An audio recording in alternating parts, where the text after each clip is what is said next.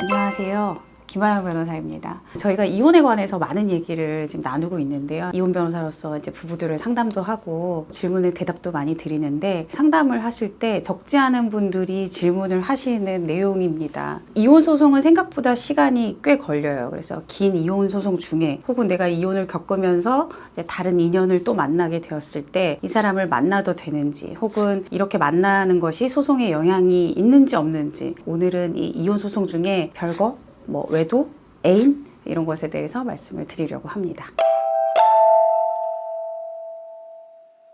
이혼 소송 중에 별거 어디까지 괜찮을까? 따로 살면 이혼 소송에 혹시 불리한 영향이 있는 건 아닌지 궁금해 하시는 것 같아요. 저희가 혼인에는 이제 동거 의무가 있습니다. 민법상 부부는 동거하며 서로 부양하고 협조할 의무를 진다, 이렇게 아예 규정이 되어 있거든요. 부부는 정신적, 그리고 육체적, 그리고 경제적으로 다 결합된 공동체죠. 그래서 서로 협조도 하고 보호도 해줘야 되고, 이 부부 공동생활로서 혼인이 유지되도록 상호간에 다 협력할 의무를 부담하고, 그에 대한 권리도 있고, 그 다음에 의무 도 있고, 이런 거예요. 그래서 기본적으로 혼인을 한다면 동거 의무가 있는 거예요. 근데 이제 동거를 하지 않는 것이 별거잖아요. 그러면은 내가 혼인 소송 중에 도저히 이 남자랑, 혹은 도저히 이 여자랑 같은 집에서 사는 게 너무 힘들다, 혹은 폭행을 했던 남편이나 아니면 부인이 있는 경우에 같은 집에서 사는 것이 부담스럽다, 이러면은 별거를 할 수 있는지 많이들 궁금해 하십니다. 소송 중에 별거를 하는 거는 별로 문제가 되지 않는 것 같아요. 그러니까 오히려 한 집에서 살면서 이혼 소송을 한다는 것이, 서로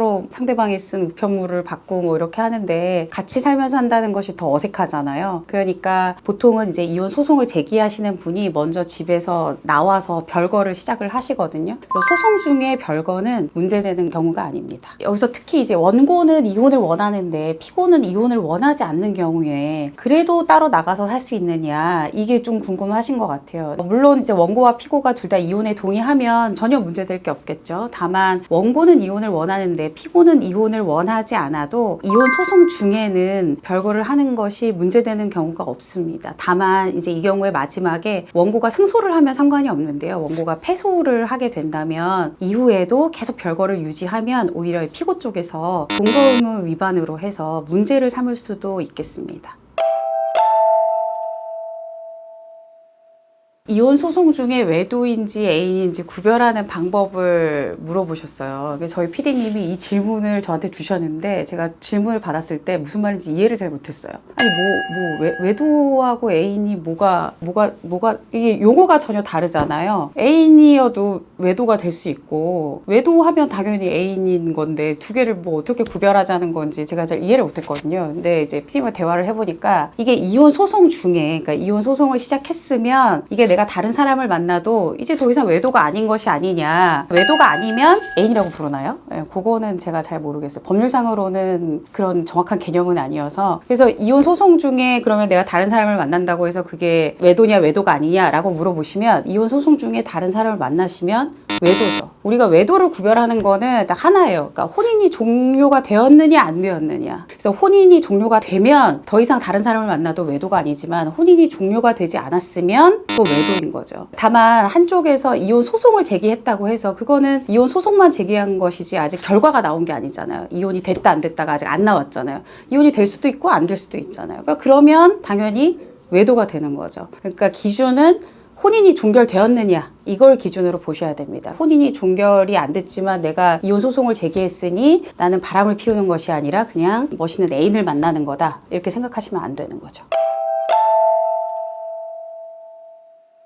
자, 그러면 이제 이어지는 질문은 이게 있을 것 같아요. 아니, 서로 우리가 둘 다 이혼을 원하고, 그래서 우리는 혼인이 완전히 파탄이 났다, 완전히 파탄난 혼인인데 내가 애인을 만나면 안 되느냐, 이렇게 많이들 물어보시는 것 같아요. 맞죠. 말씀으로는 맞죠. 이제 둘 다 서로 이혼을 완전히 원해서 완전히 파탄이 났다, 그러면은 애인이 있어도 될 수도 있을 것 같아요. 이게 듣고 싶었던 대답인지 모르겠어요. 근데 원고가 이혼 소송을 제기했는데 피고가 이혼을 원하지 않다가 나중에 이혼을 원한다, 이렇게 말을 바꾸는 경우도 있고, 처음부터 완전히 이제 이 부부는 더 이상 혼인 관계가 유지될 수 없는 상태가 있는데요. 서로 더 이상 이상 정말 같이 살 수 없다고 확실하게 얘기하는 경우에는 애인이 있어도 뭐 크게 문제되지 않을 수 있습니다. 서로 그거를 법률상 용어로는 종용이라고 하는데요. 아, 네가 누굴 만나든 나는 아무 상관이 없어. 뭐 누굴 만나도 상관이 없어. 이렇게 미리 허락을 해주는 거예요. 오히려 부추기는 거? 상관없다? 요게 이제 종용이라는 표현인데, 그래서 애인이 있어도 상관이 없다는 거예요. 근데 다만 우리가 원고가 소송을 제기했는데 피고가 처음에는 이혼을 원하지 않는다고 했다가 나중에는 또 이혼을 원한다고 했다가 이렇게 말이 바뀌는 경우가 있어요. 그러니까 그 의견 표시가 나도 이혼을 원한다는 표시가 확실하지가 않고 조건이 달려있다거나 아니면은 이때 이렇게 말했다가 저때 이렇게 말한다든지 이렇게 바뀐다던가, 그러면 이혼에 대한 확실한 의사의 합치, 원고와 피고 간의 확실한 의사의 합치가 있는 경우가 아닌 것이죠. 이렇게 되면 아까 말한 종용 이런 게 없다는 거예요. 그렇기 때문에 이런 경우에는 다른 사람을 만나면 그때는 외도가 되는 겁니다. 그러니까 상대방의 사실은 생각에 따라서 내가 누구를 만날 수 있고 없고가 결정되는 거잖아요. 그렇게 되면 좀 억울할 수 있지만 법률혼을 하셨으니까 이 관계가 깨끗이 정리되기 전에는 다른 사람을 만나는 것이 이렇게 조심스럽다, 이렇게 생각하시면 될 것 같아요.